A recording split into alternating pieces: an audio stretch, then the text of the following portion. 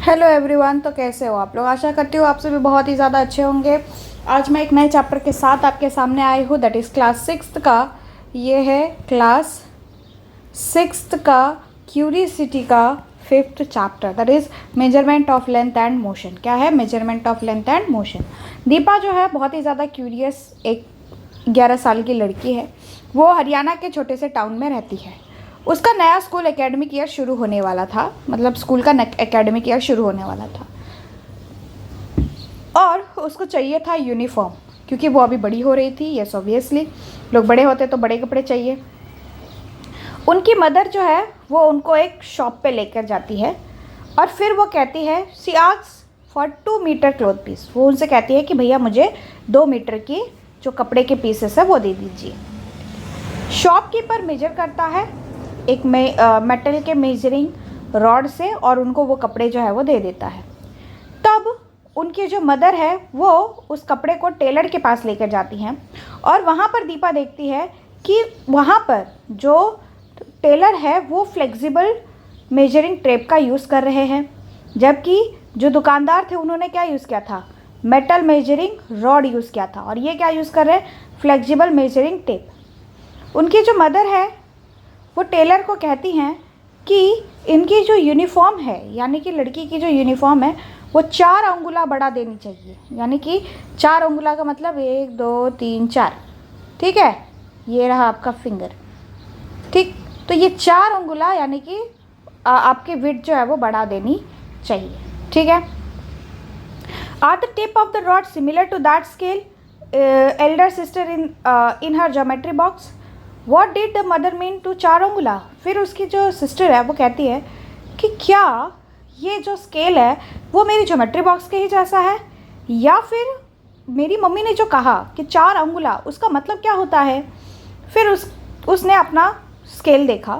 Deepa share experience, उसने अपना experience जो है वो उसके क्लास के दोस्तों के साथ शेयर की, दैट इज़ अनीश, हरदीप, पद्मा, तस्नीम, इन सभी के साथ उन्होंने ये सारी चीज़ें जो है वो डिस्कस की। नेक्स्ट आता है हाउ डू वी मेजर, हम कैसी चीज़ों को मेजर करते हैं। फिर सभी जो है वो अपने अपने एक्सपीरियंस शेयर करते हैं। हर्षदीप कहता है कि मेरी जो ग्रैंड मदर है वो क्लॉथ को अपने हाथों से नाप लेती है, यानी कि अपने आर्म को लंबा करती है और उसको नाप लेती है। Have you ever seen how farmer major the length of field into the bed? अभी क्या ये आश्चर्यचकित की बात नहीं है कि जो फार्मर लोग हैं वो कैसे अपने फील्ड का जो बेड है वो नाप लेते हैं, यानी कि मेजर कर लेते हैं। We walk and count the number of streets, हम क्या करते हैं? हम वॉक करते हैं और हम कितने कदम चले हैं उसको काउंट करते हैं। उसने, पद्मा ने कहा कि हम ऐसा करके जो फील्ड है उसकी नाप, उसको काउंट मतलब उसको मेजर करते हैं। Oh, not just the length of streets, Sometime they also use the length of their feet to measure. add Anish, Anish ने कहा कि ये सिर्फ मतलब स्ट्रीट्स का मतलब, अगर मैं आपको बताऊँ तो स्ट्रीट्स का मतलब ये आपका एक पैर है, ठीक है, और ये आपका दूसरा पैर, तो यहाँ से लेकर यहाँ तक, ठीक। लेकिन फिर अनीश ने क्या कहा? अनीश ने कहा कि सिर्फ स्ट्रीट से ही नहीं, जो फिट होती है ना, ये जो फिट है, ये पैर है, ये जो फिट होती है यहाँ से भी लोग जो है वो लेंथ का मेजरमेंट करते हैं। दीपा एक्साइटेडली कहती है measuring the length using body part must be much fun. अगर हमें किसी चीज़ को मेजर करना है और उसके लिए अगर हम बॉडी पार्ट का यूज़ करते हैं तो ये बहुत ही ज़्यादा फ़नी है। Let us also measure something using body part. चलिए अब कुछ और भी हम बॉडी पार्ट से मेजर करते हैं। What should be measure? अब हम क्या मेजर करें? Okay, let's measure the length of the table in the classroom, says Tanseem. तंसीम ने क्या कहा कि चलो हम हमारे जो क्लासरूम है वहाँ पर जो टेबल रखी है उसको मेजर करते हैं। पद्मा आगे कहती है, उसमें ऐड करते हुए कहती है and which body part should be use to measure, और हमें कौन सी बॉडी पार्ट का यूज़ करना है मेजर करने के लिए? तो हमें किसका यूज़ करना है? हाथ का, हैंड स्पैन का, हैंड स्पैन, ठीक है, इसे हैंड स्पैन कहते हैं। Okay, Deepa says let us use our hand span. ठीक है, हम किसका यूज़ करेंगे? हम हमारे हैंड स्पैन का यूज़ करेंगे। I will show you how to use it. मैं तुम्हें दिखाऊंगी कि कैसे इसको यूज़ करना है। I have seen my mother using it. मैंने मेरी मम्मी को देखा था इसका यूज़ करते हुए। शी कॉल्ड इट बलिस्ट। ठीक है, वो और उनकी मदर उसको क्या कहती है? बलिस्ट कहती है। फिर उसके बाद हर्षदीप ऐड करता है, okay let us also note down the measurement. तो चलो अब हम मेजरमेंट लिखते हैं। अनीश का मेजरमेंट कितना हुआ? Slightly more than 30 hand span. Padma का 13 हुआ था। तंसीम का 30 हुआ था, 30 से कम हुआ था। दीपा का 13 to 14 के बीच में हुआ था और हरदीप का 14 के बीच में हुआ था। ठीक है, पद्मा से ओह the number of hand span is different for all of us. तो अब क्या है कि ये जो हैंड स्पैन का मेजरमेंट है ये सबके लिए तो अलग है। So we can say that about the length of the table. अब हम ये कह सकते हैं लेंथ ऑफ द टेबल के बारे में, but why should be number be different. ठीक है, हम ये कह सकते हैं कि सबका हैंड स्पैन जो है वो डिफरेंट डिफरेंट है ना, यानी कि सभी लोगों ने जो हैंड स्पैन लिया उसके हिसाब से जो लेंथ था वो अलग अलग था। But why should the number is be different, लेकिन जो नंबर है वो अलग अलग क्यों है? हर्षदीप सोचता है। तंसीम कहता है आई थिंक, मुझे ऐसा लगता है हमारी हैंड स्पैन जो है वो डिफरेंट डिफरेंट साइज़ की है। अनीश उस पर आइडिया देता है, लेट चेक इट, चलिए चेक करते हैं। सो सभी जो है वो अपने हैंड स्पैन जो है वो एक दूसरे के पास रखते हैं और देखते हैं, तो उन्हें पता चलता है कि सभी के जो हैंड स्पैन है वो क्या है? डिफरेंट है। दीपा बहुत क्यूरियसली सोचती है कि no wonder people using scale and measuring tape. ठीक है, फिर दीपा सोचती है कि इसीलिए शायद कि हो सकता है यही एक कारण हो जिसके लिए लोग क्या यूज़ करते हैं? मेजरिंग टेप यूज़ करते हैं और स्केल्स यूज़ करते हैं। दीपा और उसकी फ्रेंड जो है वो अपने हाथों को टेबल को लेंथ के साथ कंपेयर करते हैं। The length of the table is express in term of hand span. ठीक है, और जो hand length of the table था, यानी कि जो टेबल का लेंथ था उसको हैंड स्पैन के हिसाब से मेजर किया जाता है। Here the hand span use to be measurement is an example of unit. ठीक है, और यहाँ पर क्या है? यहाँ पर यूनिट क्या है? यूनिट है आपका हैंड स्पैन। ठीक है, हैंड स्पैन। ठीक, and the length is express in 2 parts, और जो लेंथ है उसको 2 पार्ट्स में एक्सप्रेस किया गया है, the number and the unit. Number and unit, what is the number? For example 13 hand span, तो 13 आपका नंबर हो गया और यूनिट हो गया आपका hand span. For example if the length of the table is found to be 13 hand span, अगर हम टेबल के लेंथ की बात करें तो अगर वो 13 हैंड स्पैन की है तो 13 इज द नंबर, जैसा कि मैंने कहा 13 क्या है? नंबर है, और हैंड स्पैन क्या है? वो आपका यूनिट है। ठीक है, however hand span and the other similar unit, hand span और ऐसे कई सारे यूनिट्स और भी हैं, जैसे लेंथ ऑफ हैंड, हाथ की लंबाई, foot, fist of the finger, different for person to person. ये सभी चीज़ें जो है वो पर्सन टू पर्सन वैरी करती है। Thus there is a need for such unit for which the measurement and the same length made by different people do not differ। ठीक है, इसीलिए हमें ऐसे यूनिट यूज़ करने चाहिए, ऐसे मेजरिंग लेंथ यूज़ करने चाहिए जो अलग अलग पर्सन में अलग अलग ना हो। ठीक है, यानी कि एक ही स्केल की तरह हमें यूज़ करना चाहिए। नेक्स्ट आते हैं, एक टेबल दिया गया है, बोला गया है मोर टू नो, क्या याद है जानने के लिए? India has rich history of measurement system dating back in ancient time.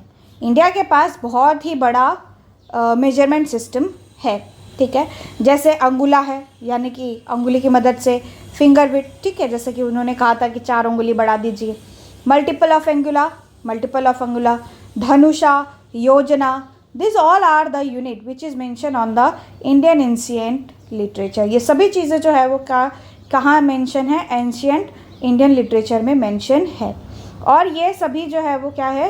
Art fact है, architecture and the town planning. और ये सभी चीज़ें किस लिए यूज़ की गई थी? आर्ट फैक्ट के लिए यूज़ की गई थी, आर्किटेक्चर के लिए, टाउन प्लानिंग के लिए।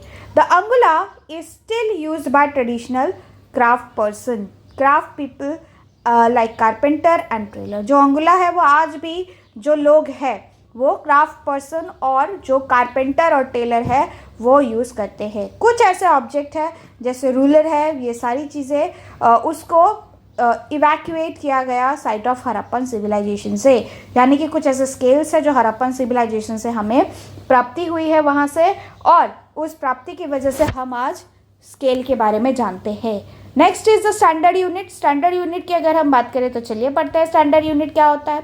कुछ ऐसे सिविल यूनिट्स हैं जो इवॉल्व हुए हैं, यानी कि अलग अलग पार्ट से, अलग अलग वर्ल्ड के पार्ट से आए हैं। However when the people start travelling from one place to another it create the lot of confusion. तो पहले के ज़माने में जब कोई भी पर्सन एक प्लेस से दूसरी जगह जाते थे तो इसकी वजह से बहुत ही ज़्यादा कन्फ्यूजन हो जाता था। This lead to different countries coming together and adopting the standard unit and measurement। क्यों ऐसा कन्फ्यूजन हो जाता था ये मैं आपको बताती हूँ। जैसे फॉर एग्जाम्पल के लिए कोई अफ़गानिस्तान से आया, ठीक है, कोई पाकिस्तान से आया, कोई इंडिया से गया, ठीक है, तो उस सभी लोग जो है वो सभी अलग अलग रीजन से आए हैं, तो ऑब्वियसली उन सभी ने किसी न किसी चीज़ का अलग अलग नाम रखा होगा, राइट। जैसे कि फॉर एग्ज़ाम्पल के लिए अगर मैं आपको बताऊं तो चावल, ठीक, चावल को महाराष्ट्र में तांदुड़ कहते हैं, ठीक। फिर उसके बाद अगर हम नॉर्थ साइड में जाए तो नॉर्थ साइड में उसे चौर कहते हैं, चौर, ठीक है। फिर अगर हम थोड़ा और ईस्टर्न रीजन की तरफ चले जाए तब वहाँ पे धान कहते हैं, ठीक है। साउथ की वेस्ट की तरफ आए तो हम उसे भात कहते हैं। तो जैसे ये चावल है और जो चावल है उसके डिफरेंट डिफरेंट नाम है, तो सभी लोग जो है वो अलग अलग नाम से बोलेंगे तो ऐसा नहीं चलेगा। मान लो कि आप महाराष्ट्र में तांदुड़ कह रहे हो और गुजरात में जाके तांदुड़ मांग रहे हो, ठीक है, तो वो आपको तेंदुआ उठा के दे देंगे, राइट। मतलब इट्स नॉट अ जोक, मतलब मैं आपको भाई एग्जाम्पल के तौर पे बता रही हूँ, ठीक है। तो ये सभी जो कन्फ्यूजन है, ठीक है, इतना कन्फ्यूजन नहीं होना चाहिए। लोग जो है वो अच्छे से चीज़ों के बारे में जानकारी रखने चाहिए। एक चीज़ का नाम होना चाहिए जो पूरे वर्ल्ड में जाना जाता हो, राइट। तो हम उसे फिर क्या कहेंगे, एक सिस्टम है जो उन्होंने अडॉप्ट किया है और जो भी उनको नेमिंग दी है। जैसे फॉर एग्जाम्पल के लिए अगर मैं बोलूँ तो राइस जो है वो हम कंसिडर करते हैं एज अ इंटरनेशनल नेम।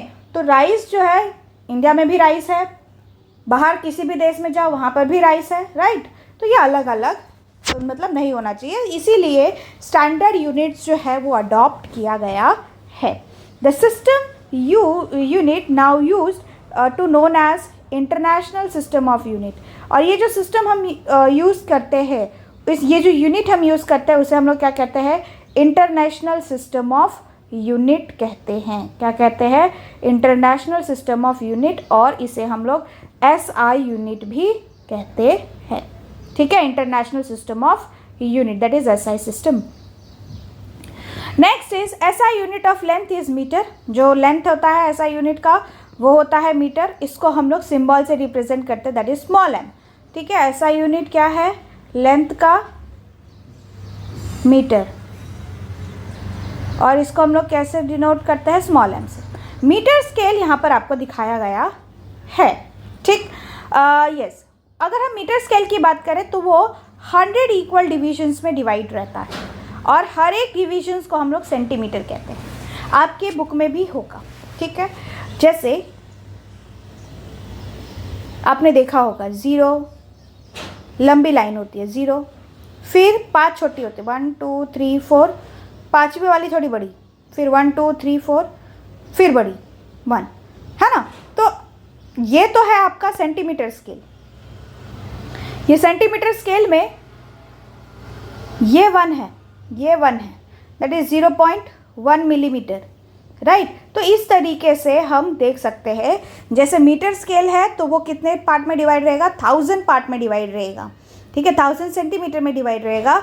जबकि आपका जो सेंटीमीटर स्केल है वो किस में डिवाइड रहेगा, 10 मिलीमीटर के हिसाब से डिवाइड रहेगा, ठीक है।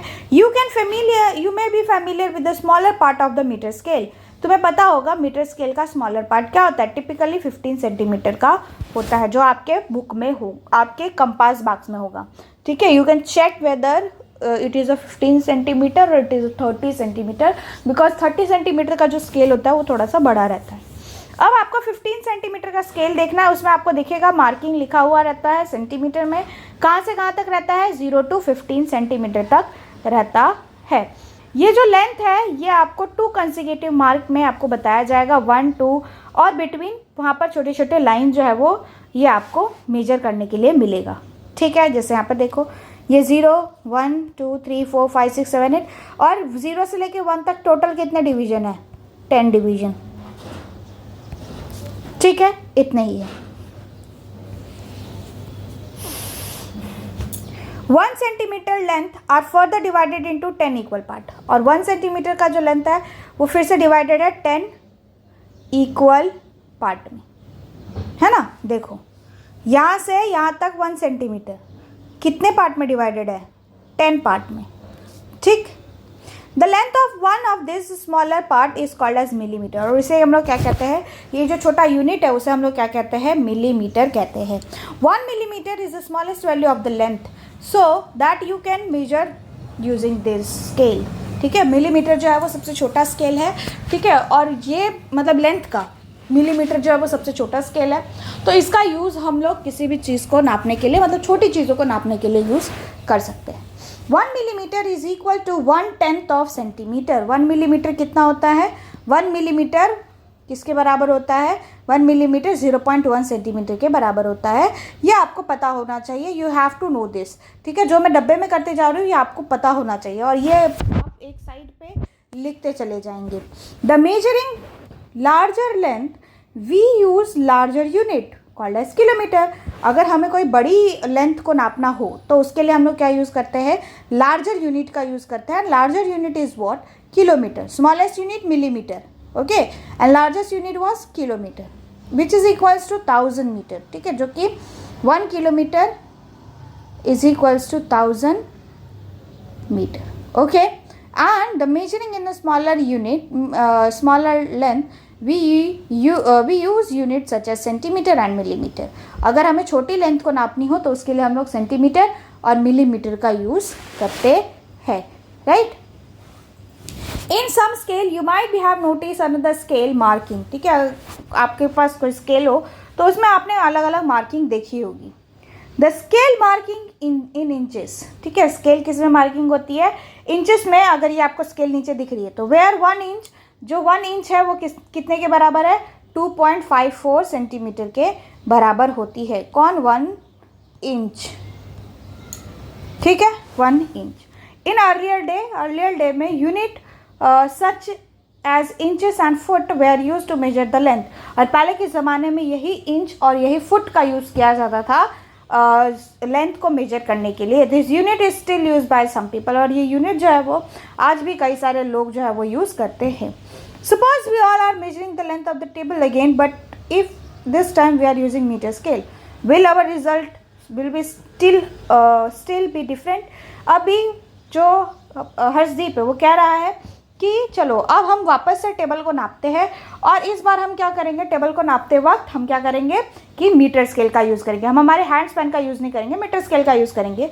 तो क्या हमारा जो यूनिट है वो सेम होगा या फिर डिफरेंट होगा? No, we should, but we should first learn the correct way to using a scale with to measuring the length. ठीक है, लेकिन नहीं, चलो इस बार हम पहले तो सीखेंगे कि मेजरिंग स्केल का यूज़ पहले कैसे किया जाता है, वो हम सीखेंगे, और फिर उसके बाद हम इसको ट्राई करेंगे। ठीक है, correct way to measuring length, क्या करेक्ट वे है लेंथ को मेजर करने का? मेजरिंग लेंथ एनी, मतलब आपको कोई भी लेंथ अगर मेजर करना है, we need to appropriate scale. हमारे पास क्या होना चाहिए, एक अप्रोप्रिएट स्केल होना चाहिए। For example, if you want to measure the length of your pencil, you must have 15 metre scale, 15 centimetre scale. अगर तुम्हें अपने पेंसिल का नाप लेना है तो उसके लिए क्या होना चाहिए, तुम्हारे पास 15 मीटर की स्केल होनी चाहिए। सिमिलरली जो हाइट है तो आपके रूम का, वो अगर आपको मेजर करना है तो उसके लिए क्या होना चाहिए, आपके पास मीटर स्केल का टेप होना चाहिए।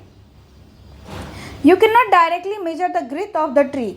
तुम जो है वो डायरेक्टली जो ग्रिथ ऑफ द ट्री है उसको मेजर नहीं कर सकते of your chest using metre scale, ठीक है। तुम्हें क्या करना पड़ेगा, मीटर स्केल का यूज़ करना पड़ेगा for such measurement flexible measuring tape, और उसके लिए तुम्हें मीटर स्केल का यूज़ करना पड़ेगा, और वो भी मीटर स्केल कैसा होना चाहिए, फ्लेक्सिबल टेप होना चाहिए जैसे वो टेलर के पास था, ठीक है। While measuring the length we need to take care of some point, जब हमें मेजरमेंट करना होता है लेंथ का तब हमारे दिमाग में कुछ पॉइंट्स होने चाहिए।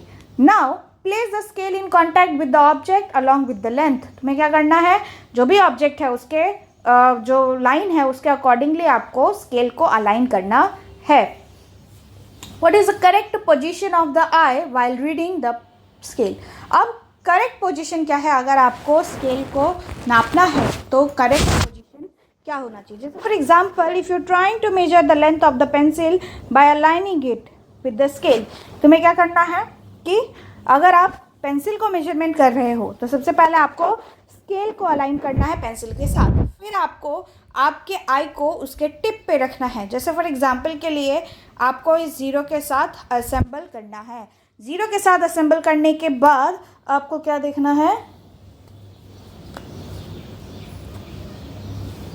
आपको क्या देखना है कि ये पेंसिल किस नंबर के साथ कोइंसिडेंट हुआ है। जिस भी नंबर के साथ कोइंसिडेंट हुआ है वहाँ पर आपको पिन पॉइंटेडली देखना है और वो आपका फिर मेजरमेंट होगा।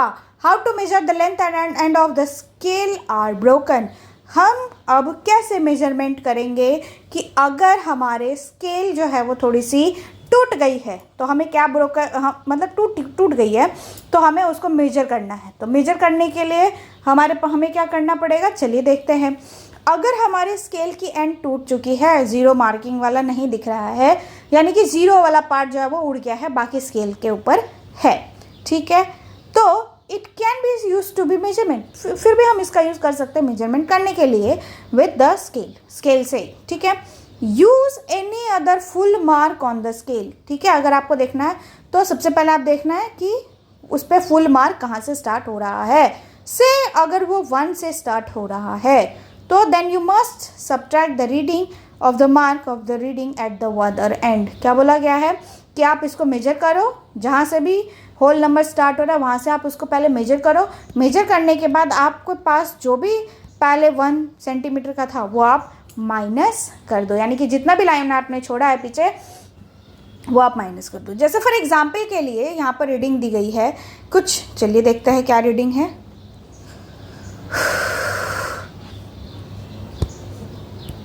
दी गई है, बोला गया है कि reading at 1 end is 1 centimetre, ठीक है, एक एंड पे क्या है 1 सेंटीमीटर है। Eight the other and it's and with 10.4 centimetre, और दूसरे पॉइंट पे क्या है 10.4 सेंटीमीटर पे ये ख़त्म हुआ है। Therefore the length of the object is 10.4 minus 1 centimetre, तो ये हो जाएगा आपका 9.4 सेंटीमीटर। समझ में आया? तो इस तरीके से आप करेक्ट वे है उसको मेजर कर सकते हो। How do visually challenge student major length, ये आपका क्वेश्चन है, ठीक है, कि विजुअली चैलेंज पर्सन अगर है तो वो कैसे लेंथ को मेजर करेगा। They use scale and the raised marking can felt by touching them, ठीक है। क्या बोला गया है कि वो क्या यूज़ करेंगे, वो स्केल का यूज़ करेंगे, और उस स्केल में क्या होना चाहिए, उसमें रेज मार्किंग होनी चाहिए, यानी कि उठी हुई मार्किंग होनी चाहिए, और वो उसको टच करके पता लगा सकते हैं, ठीक है।